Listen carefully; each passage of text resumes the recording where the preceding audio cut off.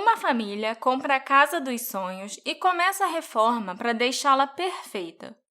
3 dias depois de fechar o negócio, eles começam a receber cartas anônimas ameaçadoras de alguém que parece os estar perseguindo. Quem era o autor das cartas? E que mistérios e segredos aquela casa pode guardar? Quem é o observador?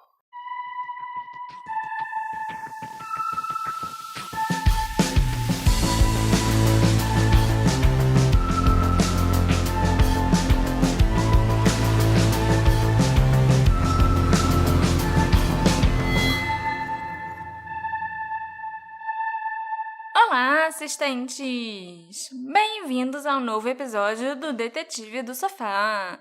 Eu sou a Marcela, a host desse podcast, e o episódio de hoje é um pouco diferente. Hoje nós vamos falar sobre o caso da família Brothers de Nova Jersey, que comprou uma casa incrível, mas logo depois começou a receber umas cartas horripilantes de alguém que estava vigiando todos eles. Olá, Marcela. Aqui é o Alexandre e eu quero saber quem é essa pessoa que ainda manda carta. Eu já mandei carta para você. Sim, é verdade. Viu? Em uma noite de junho de 2014, o Derek Brothers tinha acabado de terminar a pintura de um dos cômodos da sua casa nova em Westfield, Nova Jersey, quando ele resolveu buscar a correspondência. Ele e sua esposa Maria tinham acabado de comprar uma casa enorme e maravilhosa na rua Boulevard, número 657. Fazia só 3 dias que eles tinham assinado os papéis e concluído a compra, e eles já estavam fazendo algumas reformas para se mudarem. Não tinha muita coisa na caixa do correio, exceto algumas contas, propagandas e um envelope branco.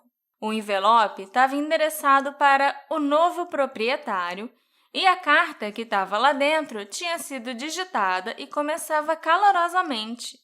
Caro novo vizinho da casa 657, permita-me lhe dar as boas-vindas ao bairro. Simpático. Eu ia gostar de receber uma carta assim. Será? A carta não continuava tão simpática assim, não. O tom da carta foi mudando conforme o Derek ia lendo, e ela pareceu estranha e muito ameaçadora. Como você veio parar aqui? Foi a casa 657 da Rua Boulevard que chamou a você com a sua força interna? Essa casa tem sido submetida à minha família há décadas, e à medida que ela se aproxima do seu aniversário de 110 anos, eu fui encarregado de vigiá-la e esperar o seu segundo advento. Meu avô vigiava a casa na década de 20 e meu pai vigiava na década de 60, e agora chegou a minha vez. Você conhece a história dessa casa? Você sabe o que está dentro de suas paredes? Por que você está aqui? Não importa, eu descobrirei. Já vi que você inundou a casa 657 com empreiteiros para poder destruir a casa. Má jogada. Você não quer deixar a casa infeliz. Eu pedi aos Woods que me trouxessem sangue jovem e parece que eles ouviram. Você tem filhos, eu vi. Até agora acho que eu contei 3. Tem mais algum a caminho? Você sente necessidade de encher a casa com sangue jovem? Melhor para mim. A sua antiga casa era pequena demais para a família em crescimento? Ou foi ganância de me trazer seus filhos que fez você se mudar para cá? Assim que eu souber seus nomes, vou chamá-los e atraí-los para mim. Quem sou eu? Há centenas e centenas de carros que passam pela Rua Boulevard todos os dias. Talvez eu esteja em um deles. Olhe para todas as janelas que você pode ver de dentro da casa. Talvez eu esteja te olhando de uma dessas janelas. Olhe por qualquer uma das muitas janelas da sua casa, para todas as pessoas que passam todos os dias em frente a ela. Talvez eu seja uma dessas pessoas. Bem-vindo, meus amigos. Sejam bem-vindos e que a diversão comece. O Observador.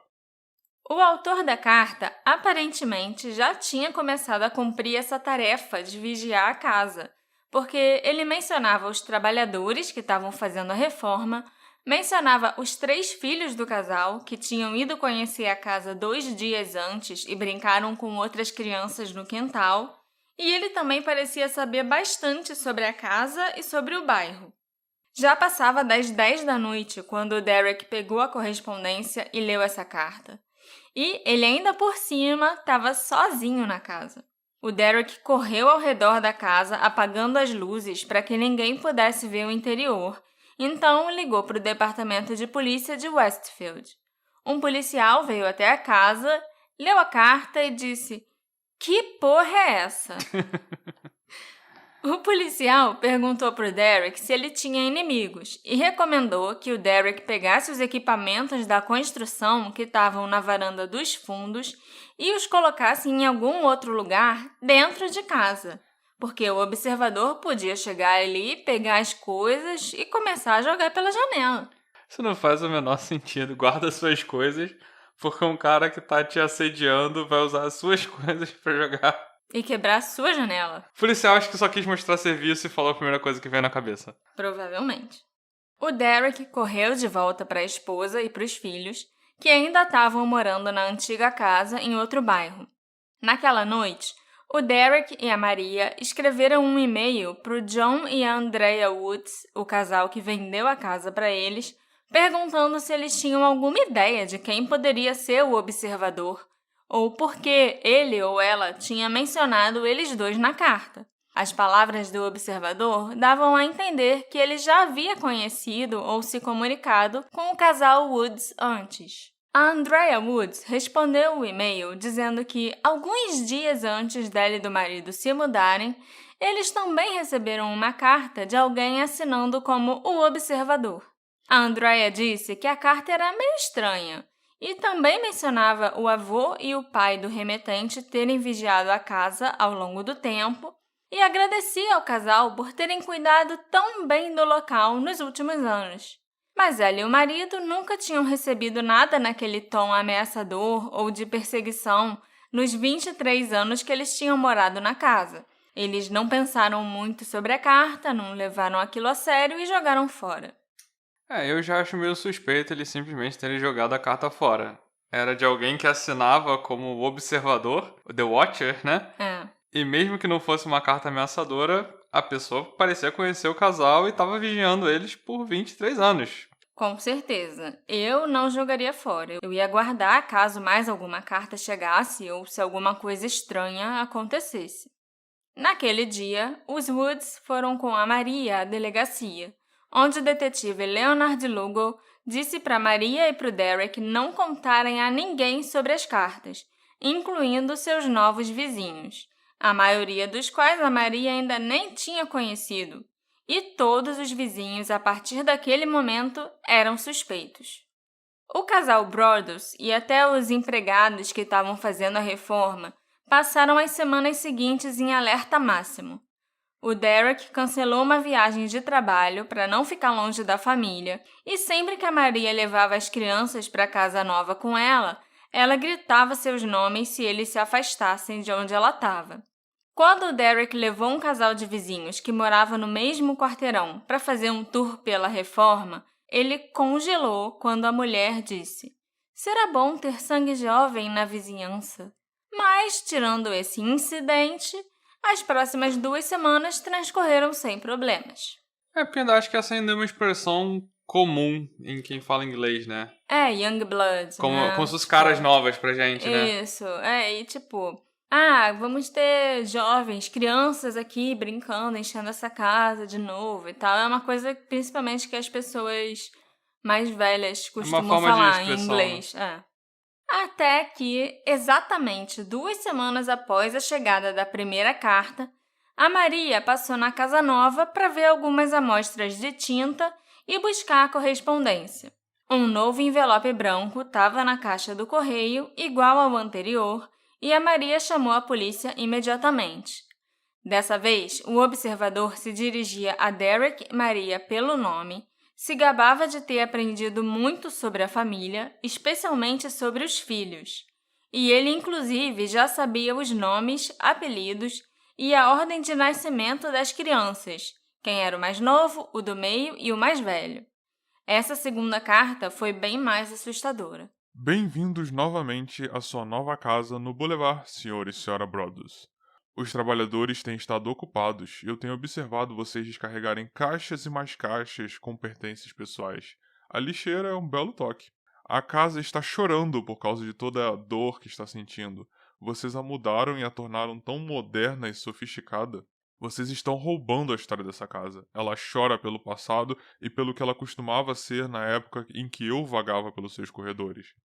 A década de 60 foi uma boa época para a Casa 657, quando eu corria de cômodo em cômodo, imaginando a vida dos ocupantes ricos de lá. A casa estava cheia de vida e sangue jovem, e então ela ficou velha e meu pai também, mas ele continuou vigiando até o dia em que morreu. E agora eu vigio e espero pelo dia em que o sangue jovem será meu novamente. Eles já encontraram o que está na parede? Com o tempo eles encontrarão. Tenho o prazer de saber seus nomes e agora o nome do sangue jovem que vocês trouxeram para mim. Maria, você certamente grita o nome deles com muita frequência. Vi o pequeno Thomas na varanda usando um cavalete. Ele é o artista da família? A Casa 657 está ansiosa para que vocês se mudem. Faz anos e anos desde que o sangue jovem governou os corredores da casa. Vocês já descobriram todos os segredos que ela contém? O sangue jovem vai brincar no porão? Ou eles estão com muito medo de ir até lá sozinhos? Eu teria muito medo se fosse eles. Fica longe do resto da casa. Se vocês estivessem lá em cima, nunca escutariam os gritos vindo do porão. Eles vão dormir no sótão ou vocês todos vão dormir no segundo andar? Quem tem os quartos voltados para a rua? Eu saberei assim que vocês se mudarem. Isso me ajudará a saber quem está em qual quarto. Todas as janelas e portas da Casa 657 permitem que eu observe e rastreie vocês conforme vocês se movem pela casa. Quem sou eu? Eu sou o observador e estou no controle da casa há quase 2 décadas. A família Woods a entregou a vocês. Chegou a hora deles seguirem em frente e eles gentilmente venderam a casa quando eu pedi. Eu passo por aí muitas vezes ao dia. A Casa 657 é o meu trabalho, minha vida, minha obsessão. E agora vocês também são, família Brothers. Bem-vindos ao produto da sua ganância. A ganância foi o que trouxe as últimas 3 famílias à Casa 657 e agora ela trouxe vocês até mim. Tenham um ótimo dia de mudança. Vocês sabem que estarei assistindo. O Observador. O cara tá admitindo que ele é obcecado pela casa. E agora ele tá ficando obcecado pela família também. Depois da chegada dessa carta, o Derek e a Maria pararam de levar os filhos com eles até a casa. Eles também adiaram a mudança e, inclusive, já nem tinham mais certeza se eles realmente iriam se mudar, se ainda queriam morar naquela casa. A reforma acabou, a casa ficou linda e pronta para receber a família, mas eles não se mudaram. Várias semanas depois, uma terceira carta chegou. Olá, família Brothers. Para onde vocês foram? A Casa 657 da Rua Boulevard está sentindo a sua falta. Essa costumava ser a rua para se viver. Você conseguiu vencer na vida se morasse no Boulevard. Então, por que vocês estão rejeitando a Casa 657? Vocês já fizeram a casa chorar com todas essas mudanças e sua modernidade. Para agora abandoná-la? Vocês não podem fazer isso. A Casa 657 está se virando contra mim, está vindo atrás de mim, eu não entendo o porquê. Que feitiço vocês lançaram sobre essa casa? Ela costumava ser minha amiga e agora é minha inimiga. Eu estou encarregado da Casa 657, não é ela que está me comandando. Vou afastar todas essas coisas ruins e esperar que a casa se torne boa novamente. Ela não vai me punir e eu vou vencer novamente. Serei paciente e esperarei que isso passe e que vocês tragam o sangue jovem de volta para mim. A Casa 657 precisa de sangue jovem. Ela precisa de vocês. Voltem. Deixem o sangue jovem brincar novamente como eu fiz anos antes. Deixem o sangue jovem dormir no Boulevard 657. E pare de mudá-lo e deixem-o em paz. O Observador. Construída em 1905, a Casa 657 da Rua Boulevard era a casa mais grandiosa do quarteirão. E quando John e Andrea Woods a colocaram no mercado, eles receberam várias ofertas acima do preço pedido. Isso levou a família Brothers a suspeitar que o observador pudesse ser alguém chateado por não ter conseguido comprar a casa. Mas os Woods disseram que um dos compradores interessados que tinha feito uma oferta desistiu da compra depois de receber um diagnóstico médico ruim e o outro já tinha encontrado uma casa diferente, então ele não teria por que ficar ameaçando os novos donos dessa casa. As cartas indicavam proximidade. Indicavam que o observador conhecia a casa e morava na vizinhança.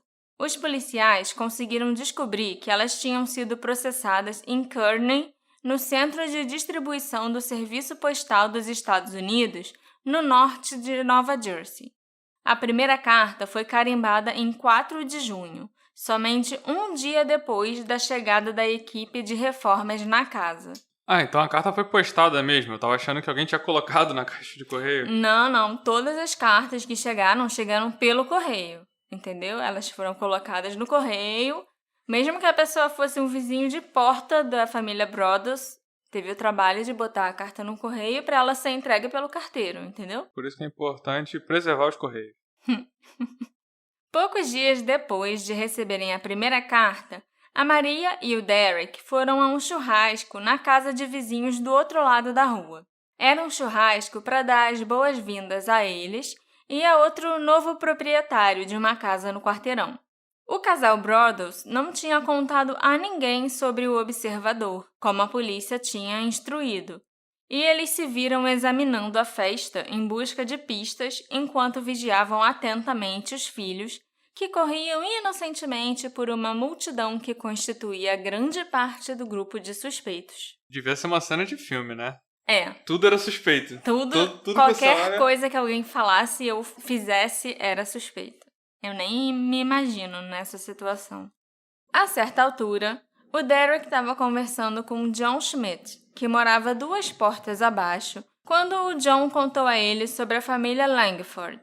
A Peggy Langford tinha em torno de 90 anos, e vários de seus filhos adultos, que tinham cerca de 60 anos, moravam com ela. A família era um pouco estranha, disse o John, mas parecia inofensiva. Ele descreveu um dos Langford mais jovens, o Michael, que não trabalhava e tinha uma barba longa e desgrenhada, como um personagem excêntrico e um ermitão esquisito, sabe? Estilo Luke Skywalker quando ele estava morando naquela ilha lá sozinho antes da Rey chegar. Aleatório? Tá, ele era um velho... É um velho esquisito, barbudo, meio largado, meio excêntrico, que fazia coisas estranhas, assim, pela vizinhança. Tinha uns comportamentos meio bizarros pela vizinhança, entendeu? Uhum. O Derek achou que o caso estava resolvido. A casa da família Langford ficava bem ao lado do cavalete na varanda, onde o filho deles ficava pintando. A família Langford morava lá desde 1960, quando o pai do observador começou a vigiar o Boulevard 657. Ah, porque na carta ele fala que viu o vídeo, que viu o filho pintando, né? Isso, exatamente. E era um cavalete que ficava numa varandinha lateral, que tinha um monte de arbusto e árvore na frente. Então, assim, só passando em frente à casa ou por trás da casa, você não via aquela varanda. Uhum. Mas da casa dos Langford, você tinha uma visão exatamente daquele local. Quando o Derek e a Maria contaram para o detetive Lugo suas suspeitas sobre a família Langford, o policial disse que já tinha suspeitado deles também e que 1 semana depois da chegada da primeira carta, ele levou o Michael Langford para a delegacia para fazer um interrogatório.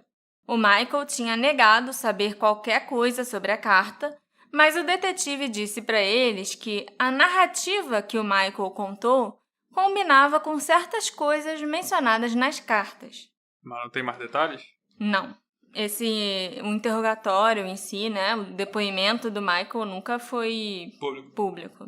E não existia nenhuma evidência concreta contra o Michael Langford. Então, após algumas semanas, o chefe de polícia disse aos Broaddus que, a não ser que alguém confessasse ser o autor das cartas, ou eles recebessem uma denúncia apontando quem era o autor, não havia muito que o departamento de polícia pudesse fazer. Ele ainda acrescentou que o Derek não devia ficar preocupado, porque provavelmente nada de ruim iria acontecer com a família dele, não. Eles iam ficar bem. Provavelmente Sabe, não vai pegar nada não, cara. Relaxa. Provavelmente você não vai morrer, não. Aguenta aí. Continua sendo ameaçado. Vai dar tudo certo. Todo filme de terror, de casa assombrada, tem alguém que fala provavelmente não vai pegar nada, não. Frustrados, óbvio, né? Os Broaddus começaram sua própria investigação. O Derek ficou muito obcecado em descobrir quem era o observador. Ele instalou câmeras de segurança ao redor da casa e passava as noites agachado no escuro, vigiando as janelas para ver se alguém estava observando a casa de perto. Aí o Derek virou o próprio observador. Pois é, se duvidar, ele estava até assustando os vizinhos. Os Brothers também recorreram a vários especialistas. Eles contrataram um detetive particular que investigou a vizinhança e fez verificações dos antecedentes dos membros da família Langford, mas não encontrou nada digno de nota. O Derek também entrou em contato com analistas e ex-agentes do FBI, inclusive o agente que inspirou a criação da personagem do Silêncio dos Inocentes, da Jodie Foster. Ah, que legal. Sim, esse cara já era um ex-agente famoso, lógico, né, 2014, e ele ajudou o Derek a analisar várias coisas das cartas e tal. Bem legal. Eu só esqueci o nome dele. E o nome da personagem também. Olha que... Clarice, né? Que ele fica... Um desses analistas, inclusive, após analisar as cartas, reconheceu vários tiques antiquados na escrita que apontavam para um autor mais velho. O envelope era endereçado a M/M Brothers, que era um jeito antigo das pessoas mandarem uma carta para Mr. and Mrs. Brothers, entendeu? Mas aí botavam um M, uma barra e outro M. E quase ninguém escreve mais assim hoje em dia nos Estados Unidos. As frases também tinham espaços duplos entre elas, e além disso, as cartas tinham um certo brio literário, o que sugeria que o escritor era um leitor voraz. O detetive particular começou a investigar as famílias dos antigos proprietários da casa, além de ex-governantas, ex-empregados da casa e seus descendentes. Talvez o observador estivesse com ciúme porque os Brothers haviam comprado uma casa que ele não podia pagar.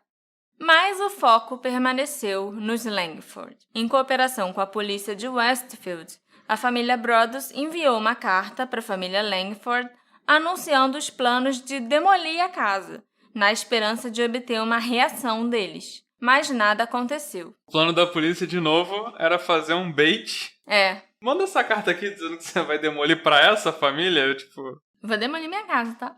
O detetive Lugo trouxe Michael Langford para uma segunda entrevista, mas é lógico que isso não deu em nada e a irmã do Michael, a Abby, acusou a polícia de assediar a sua família. Eventualmente, os Brothers contrataram um advogado, que se reuniu com vários membros da família Langford, bem como o advogado deles, para mostrar as cartas, junto com fotos explicando como sua casa era um dos poucos lugares na vizinhança de onde o cavalete podia ser visto. A reunião ficou tensa, é lógico, e os Langford insistiram que o Michael era inocente. Aí já parece que era o Derek que estava obcecado com essa família, né? E ele acabou não pensando que, apesar de serem bem suspeitos, talvez eles fossem inocentes. Com certeza. E ele realmente incomodou muito a família Langford. É lógico que havia motivos para considerar outros suspeitos. Por um lado, a polícia falou com o Michael antes que a segunda carta fosse enviada, o que tornaria o envio de mais 2 cartas muito imprudente. E também tinha o resto da vizinhança inteiro para você considerar. O investigador particular encontrou 2 criminosos sexuais infantis a poucos quarteirões da Casa 657, por exemplo. Caraca. O Bill Woodward, que foi o pintor de parede da casa dos Brothers, também notou algo meio estranho. O casal que morava na casa atrás da 657 tinha 2 cadeiras de jardim estranhamente perto da propriedade da família Brothers. E um dia, enquanto ele trabalhava, o Bill olhou pela janela e viu um cara mais velho sentado em uma das cadeiras. O que o Bill achou muito estranho é que esse senhor não estava sentado de frente para a casa dele. Ele virou a cadeira e estava claramente encarando a casa 657. Tinha cerca entre as casas? Não tinha cerca. Ah, tá. É aquelas casas americanas que não tem cerquinha nem nada entre elas, sabe? Só aquele gramado e tal. Casa de subúrbio americano. Sim, não, isso eu percebi, mas achei que tinha cerca. Não. No final de 2014, a investigação foi paralisada. O observador não deixou nenhum rastro, impressão digital, e não foi encontrada nenhuma pista sobre a sua identidade no conteúdo das cartas. As cartas também chegaram pelo correio e poderiam ter vindo de qualquer lugar de Nova Jersey. Em dezembro de 2014, a polícia de Westfield disse aos Brothers que eles já não tinham mais nada que pudessem fazer. O Derek, então, mostrou as cartas ao padre, que concordou em abençoar a casa. Tá certo ele, na hora do desespero, tem que tentar de tudo mesmo. Sim, vai tentar se proteger de qualquer jeito, entendeu? Já que a polícia não faz nada, quem sabe Jesus faz. E funcionou, porque, né, nada de ruim aconteceu com eles.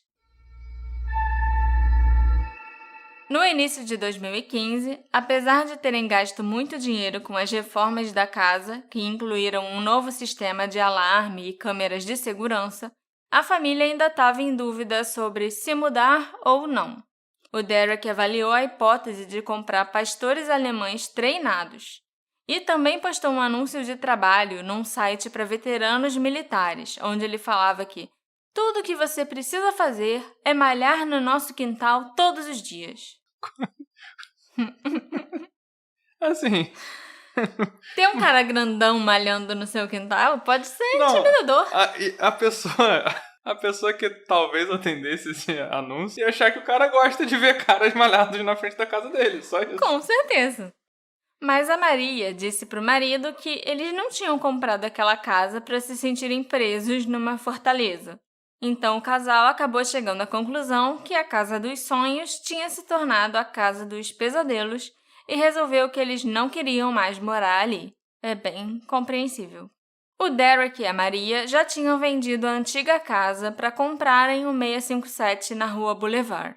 Então eles tiveram que ir morar com os pais da Maria enquanto continuavam a pagar a hipoteca e os impostos sobre a propriedade e decidiam o que eles iam fazer. E, como eles contaram a pouquíssimas pessoas sobre as cartas, vários parentes e amigos se perguntavam por que eles não se mudaram, né?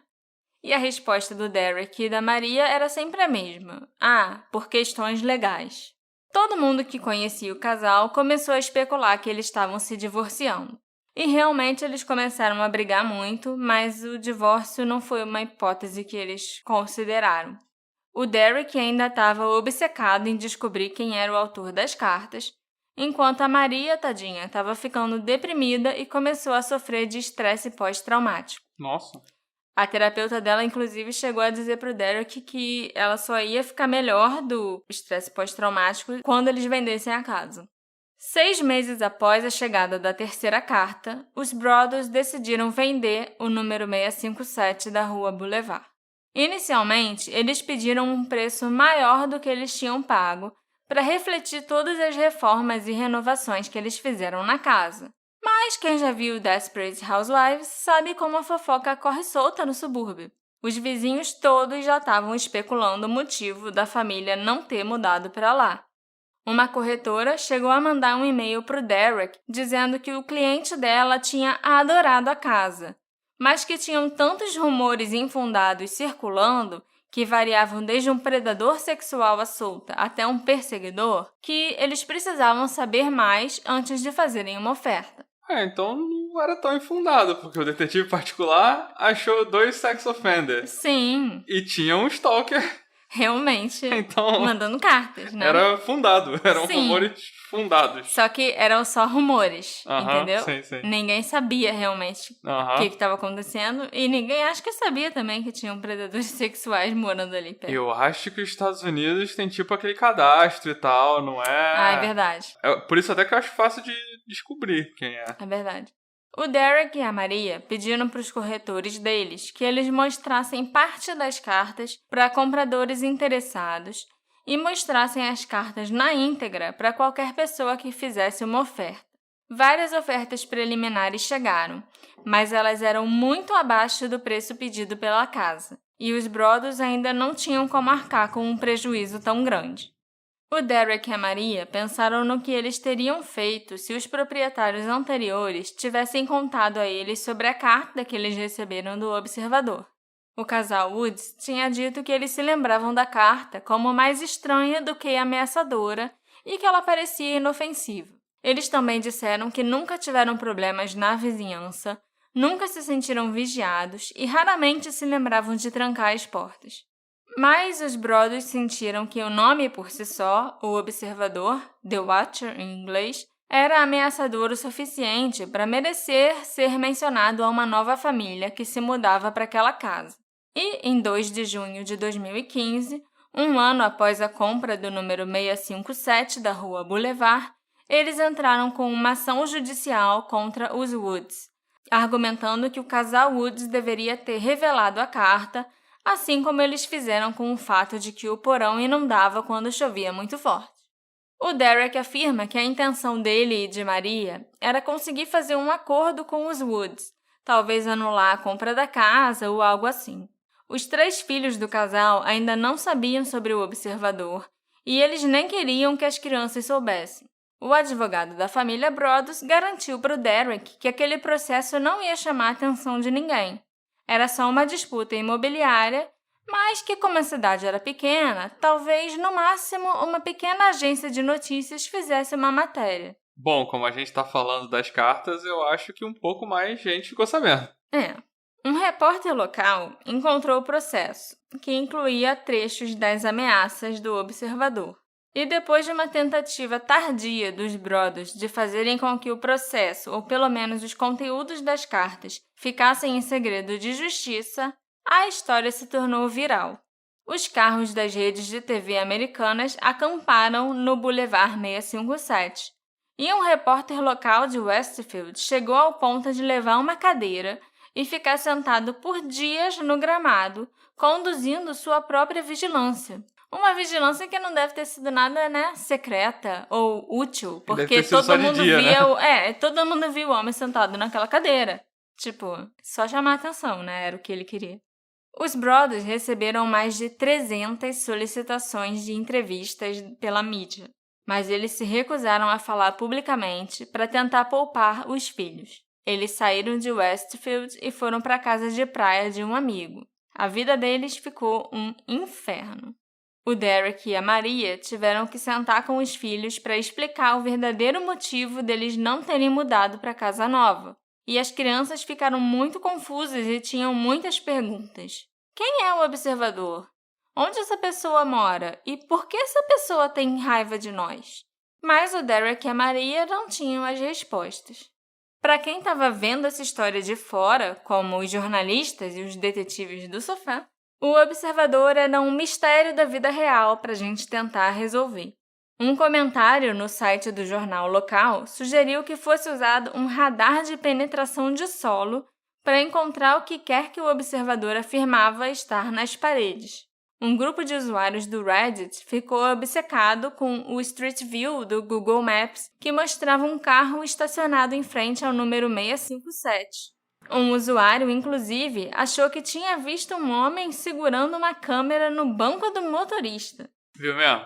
Lógico que não, não dá pra ver nada. Porque esse pessoal do Reddit, nada contra. Pode ser meio doido. Tem até uma namorada que usa, mas eles veem umas paradas que não estão lá, que A gama de suspeitos propostos incluía uma amante rejeitada, um corretor de imóveis rejeitado, um projeto de escrita criativa de um colégio local, marketing de guerrilha para um filme de terror. Faz sentido. E góticos de shopping se divertindo. Na primeira reunião do Conselho Municipal de Westfield, depois que as cartas se tornaram públicas, o prefeito garantiu aos moradores que não se ouvia falar do observador havia quase um ano e que, embora a polícia não tivesse resolvido o caso, as investigações foram exaustivas. E isso foi novidade para os vizinhos da Casa 657, a maioria dos quais nunca tinha nem sido procurado ou questionado pela polícia. Eles ficaram bem confusos, e eu também, sobre como uma investigação completa pode ser conduzida sem você falar com os vizinhos que moram próximos à casa e que iam ser os principais suspeitos. Como o caso ia ganhando cada vez mais atenção, a polícia de Westfield resolveu chamar um investigador aposentado veterano para se dedicar exclusivamente à investigação desse caso. O nome dele é Baron Chambliss, e logo que ele começou o seu trabalho, ele descobriu algo surpreendente. A polícia tinha conduzido uma análise de DNA em um dos envelopes e ficou determinado que o DNA pertencia a uma mulher. Então por que eu estava lendo as cartas? Porque o DNA do envelope pertencer a uma mulher não quer dizer nada. Não quer dizer que ela seja observadora, só quer dizer que uma mulher lambeu o selo e colou na carta. E em 2014 as pessoas ainda lambem carta pra... Você lambe o selo pra colar. Mas não usa cola, eu não entendo isso. Como Michael Langford, o principal suspeito sob os olhos dos Brothers e da polícia, é homem, o Barron resolveu investigar a irmã dele, a Abby Langford, e a mãe dele, a Peggy. A Abby trabalhava como corretora de imóveis e o Barron especulou que ela podia ter ficado chateada de não ter feito aquela venda. O detetive conseguiu uma garrafa de água usada por Abby, ilegalmente, é claro, e comparou o DNA dela com o do envelope, e não era compatível.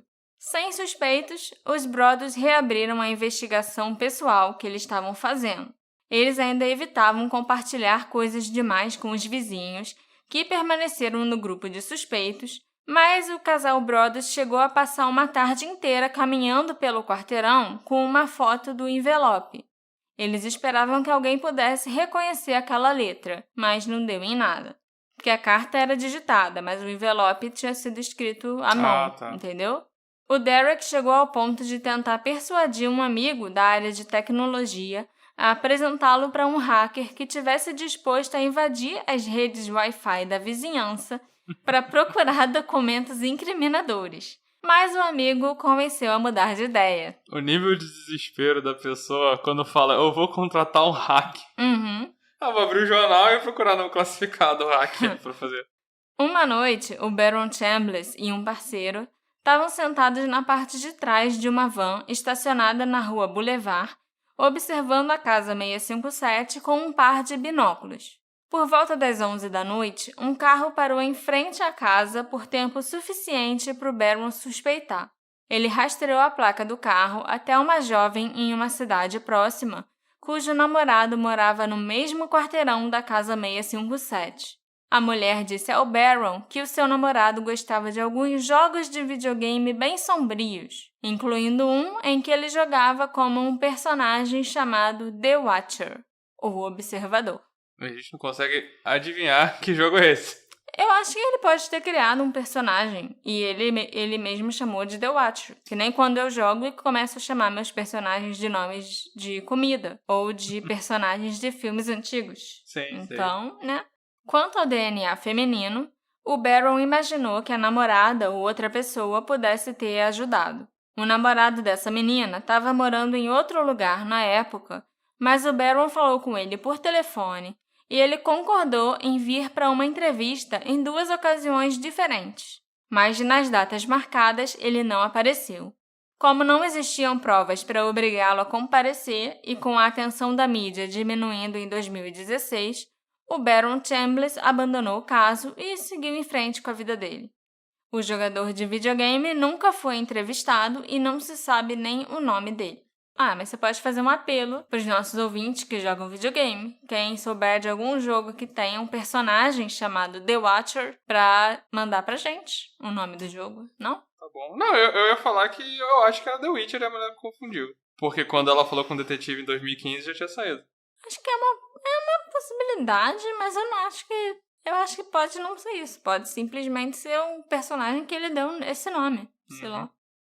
Enquanto os Brothers continuavam sendo consumidos pelo estresse e pelo medo, para o resto de Westfield, a história se tornou pouco mais do que uma lenda urbana assustadora. Aquela casa que você só passa em frente no Halloween se você for corajoso o suficiente, sabe? Ninguém que morou na casa antes dos Woods poderia se lembrar de algo incomum, e era difícil para as pessoas imaginarem que o seu idílico bairro pudesse hospedar alguém tão sinistro como o Observador. Uma vizinha me contou que depois que a notícia surgiu sobre o Observador e as cartas, ela e mais 10 de seus vizinhos se reuniram na rua para descobrir quem poderia ter enviado as cartas. Por fim, eles chegaram a um consenso. Será que os Brothers haviam enviado as cartas eles próprios?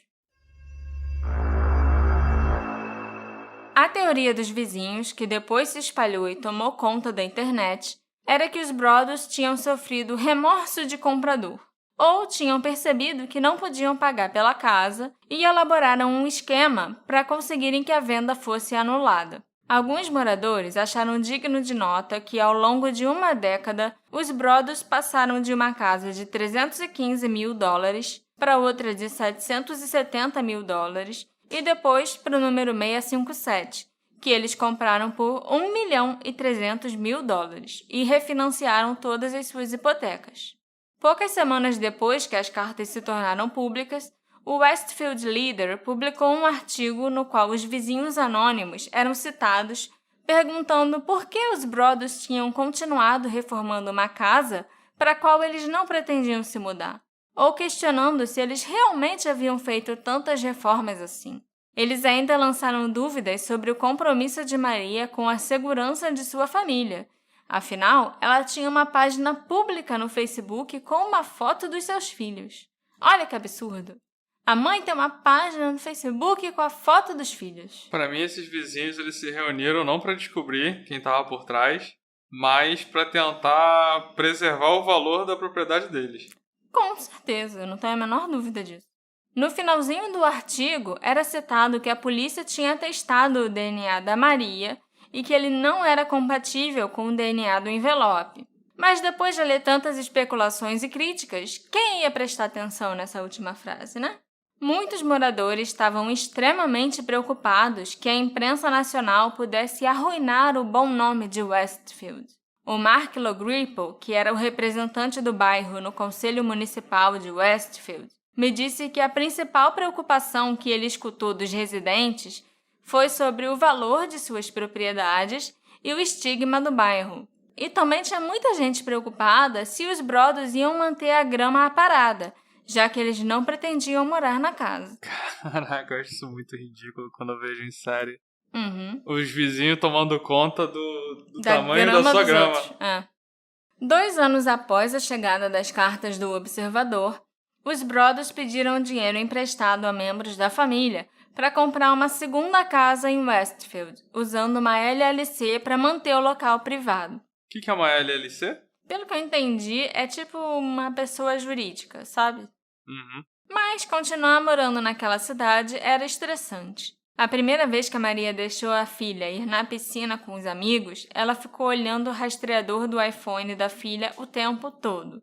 Sem contar que as 3 crianças sofriam muito bullying na escola porque os pais deles estavam falando mal da cidade por aí. O Derek e a Maria ainda estavam à procura de uma solução do que fazer com a casa número 657. O processo contra os Woods estava pendente, mas parecia improvável que eles tivessem sucesso. Alguns estados americanos exigem que os vendedores divulguem condições sociais transitórias, como assassinatos ou possíveis assombrações aos compradores. Mas a Nova Jersey não tinha esse regulamento, então era quase 100% certo que os Brothers iam perder o processo. Se eu não acredito em fantasma, eu não preciso comunicar nada, né? Precisa. Inclusive, teve um casal que comprou uma casa em Nova York e que tinha rumores, muitos rumores, que a casa era assombrada, mas os vendedores não revelaram isso para eles. E eles ganharam um desses processos, porque o segundo juiz, a casa é assombrada e você tinha que ter contado que a casa é assombrada para os seus futuros compradores. Que excelente. Excelente. Na primavera de 2016, o Derek e a Maria colocaram a casa de volta no mercado, na esperança de atrair mais interesse, dada a quantidade de pessoas que reagiu às cartas dizendo por aí que teriam ignorado as ameaças e apenas se mudado. Os Brothers realizaram uma visitação pública bem frequentada, mas cada vez que um comprador em potencial expressava interesse e se encontrava com o advogado dos Brothers para ler as cartas, eles desistiam. Na verdade, todo mundo que falou que era corajoso estava se cagando de medo depois de ler as cartas. E o open house que eles devem ter feito deve ter atraído curioso pra ver a casa. Eu iria, com certeza, se eu morasse lá perto. Se sentindo sem opções, o advogado imobiliário dos Brothers propôs uma ideia: vender a casa para uma incorporadora que podia demolir e dividir a propriedade em 2 casas vendáveis. Eles pensaram que poderiam obter $1 milhão pelo lote. Subdivisões como essa se tornaram comuns em Westfield para grande desgosto dos moradores mais antigos, e o número 657 era um dos maiores lotes do bairro. Mesmo assim, para poder dividir o lote, Eles iam precisar que o Conselho de Planejamento de Westfield concedesse uma exceção, porque os 2 lotes seriam menores que o tamanho mínimo que é obrigatório. Quando a proposta foi anunciada publicamente, algumas pessoas expressaram simpatia pelos Brothers, enquanto outros estavam convencidos que esse era o culminar de um longo golpe que eles tinham planejado. Nossa. Perder $300 mil vendendo e demolindo a casa, olha só. Quando o Conselho de Planejamento se reuniu para decidir o pedido em janeiro de 2017, mais de 100 residentes compareceram. Acho que o Conselho nunca viu tanta gente reunida junta numa reunião deles. Com certeza. Um desses residentes, que morava do outro lado da rua da Casa 657 e tinha uma filha na mesma série que um dos filhos dos Brothers, contratou um advogado para lutar contra a proposta. Caraca, advogado é caro nos Estados Unidos. O cara contratou um advogado pra impedir os caras de fazer o que quisesse com a própria casa. E quão suspeito é esse cara? Será que ninguém investigou ele? Que pra chegar a esse ponto, de contratar um advogado, eu acho que deviam ter investigado esse cara sim. Deixaram rolar. James Forrest, um dos advogados dos Brothers, explicou que a diferença de medidas seria tão pequena que era até menor do que o cavalete que ele estava usando ali para exibir o mapa do bairro. Os vizinhos expressaram sua preocupação que o plano poderia exigir o derrubamento de árvores e que as novas casas teriam garagens frontais esteticamente desagradáveis. Os vizinhos também, essa altura, estavam de sacanagem. Com certeza. Depois dos advogados, um desfile de vizinhos se levantou para falar.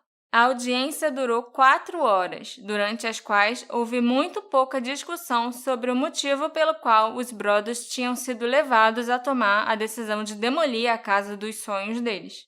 Embora alguns dos vizinhos expressassem compaixão, seu foco permaneceu no que os Brothers poderiam ganhar financeiramente e no que eles próprios poderiam perder, e o conselho rejeitou a proposta por unanimidade. Caraca. O Derek e a Maria ficaram arrasados e muito putos, porque só 2 semanas depois, o mesmo conselho aprovou que outro lote fosse dividido, fazendo uma concessão ainda maior em relação às medidas do que eles tinham pedido. Filho da puta. Mas, pelo menos, um mês depois, uma família que tinha filhos já adultos e 2 cachorros grandes concordou em alugar a Casa 657. No contrato, tinha uma cláusula dizendo que eles podiam se mudar sem pagar multa caso uma nova carta chegasse. E, adivinha só, Alexandre? Opa! 2 semanas depois, o Derek foi na casa para lidar com uns esquilos no telhado. O locatário entregou para ele um envelope que tinha chegado para o vil e rancoroso Derek e sua esposa Maria. Essa carta, 2 anos e meio depois do aparecimento do observador, veio do nada e era datada de 13 de fevereiro. Vocês querem saber quem é o observador? Revirem esse bairro. Talvez vocês já tenham falado comigo, um dos supostos vizinhos que não tem ideia de quem o observador possa ser. Ou talvez vocês saibam e estejam com muito medo de contar a alguém. Boa jogada. Eu passei pelos caminhões de notícia quando eles dominaram o meu bairro e zombaram de mim. Eu assisti enquanto você observava da casa escura na tentativa de me encontrar. Telescópios e binóculos são invenções maravilhosas, sabia? A Casa 657 sobreviveu à sua tentativa de ataque e manteve-se forte com seu exército de apoiadores fazendo barricadas em seus portões.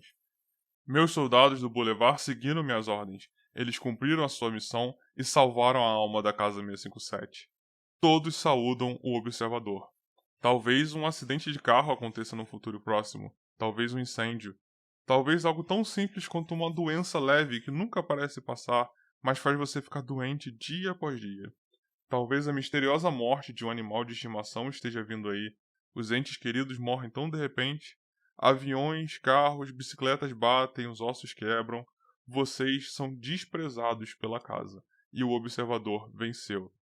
A carta era menos estilosa e mais colérica do que as outras.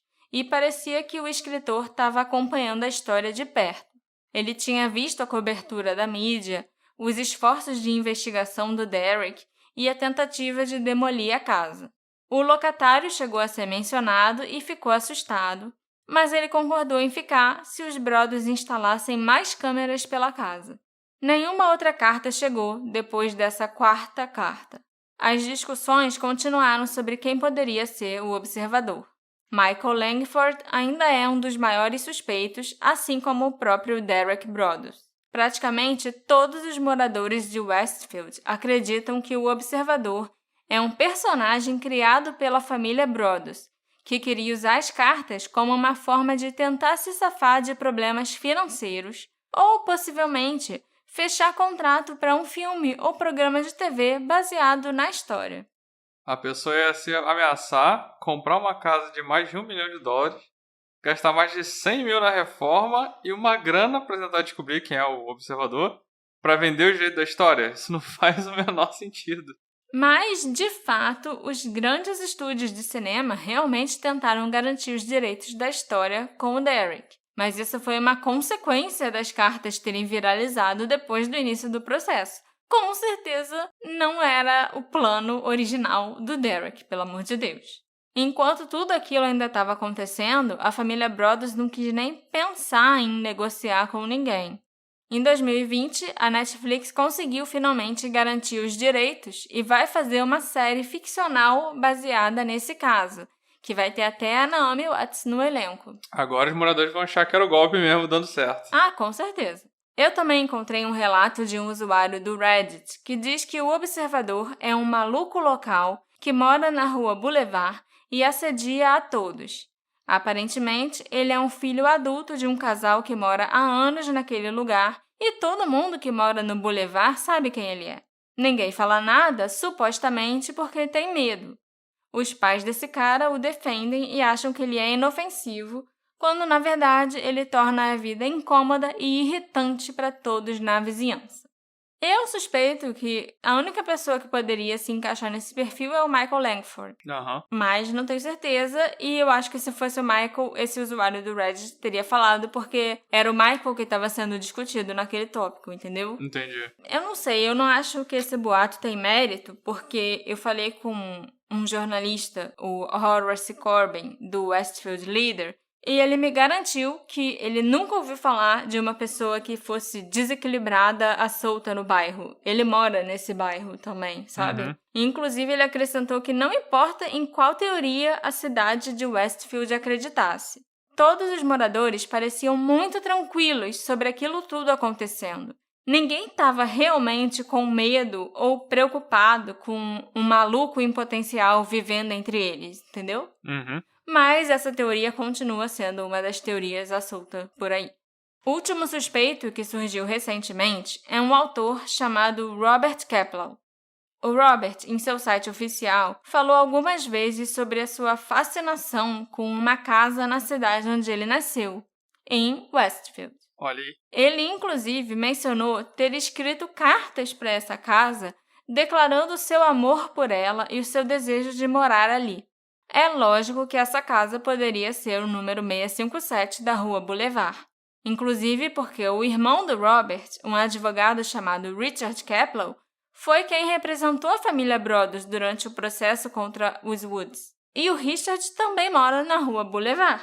Ele era vizinho da família Broaddus. Então esse escritor, ele é irmão de um vizinho da família Broaddus. Sim, e ele já falou sobre escrever cartas e falando do amor e admiração que ele tem por uma casa ali de Westfield, onde ele nasceu. O cara era casa sexual. É. A gente também não pode esquecer que as cartas, pelo menos as duas primeiras, né, principalmente, tinham uma escrita que parecia meio poética, meio literária, e que o autor parecia ser uma pessoa mais velha, na casa de 50, 60 anos. E tudo isso corresponde ao Robert Kaplan. E também é muito improvável que duas casas na mesma rua ou no mesmo bairro tenham recebido cartas de alguém fascinado por elas.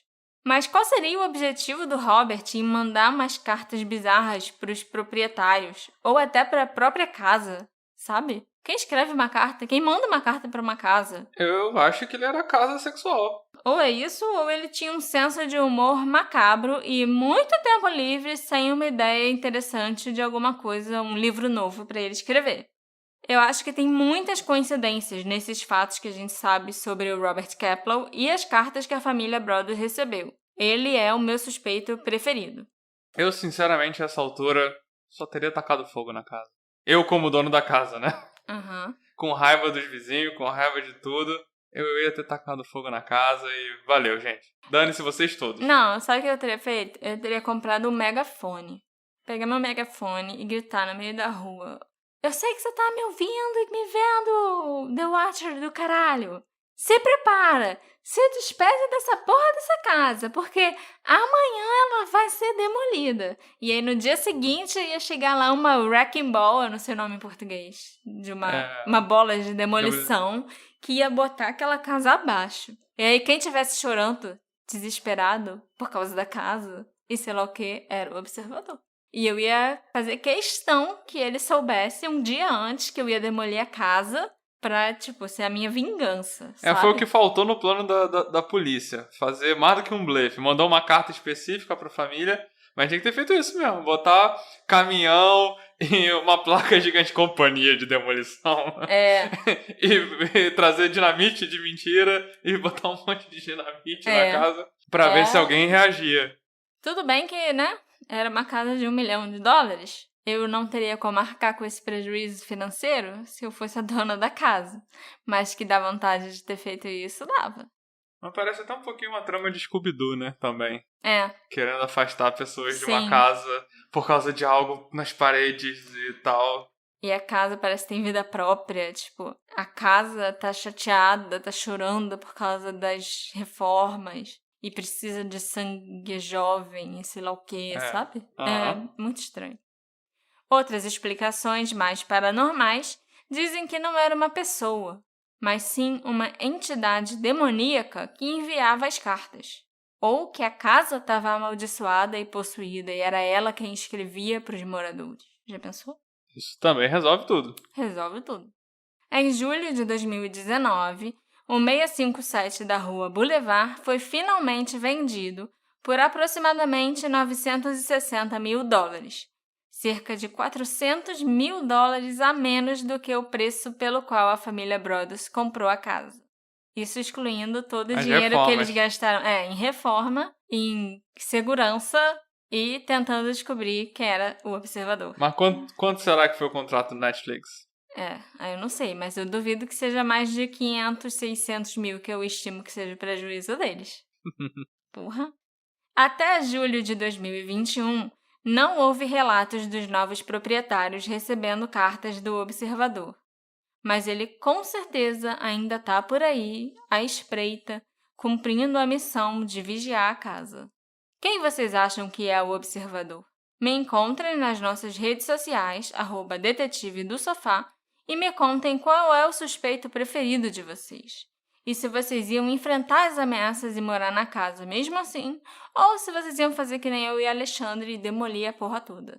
A gente se encontra na próxima investigação. Tchau, tchau. Tchau, tchau. Quem observa o observador? O Derek, da janela. E falhou. Falhou miseravelmente.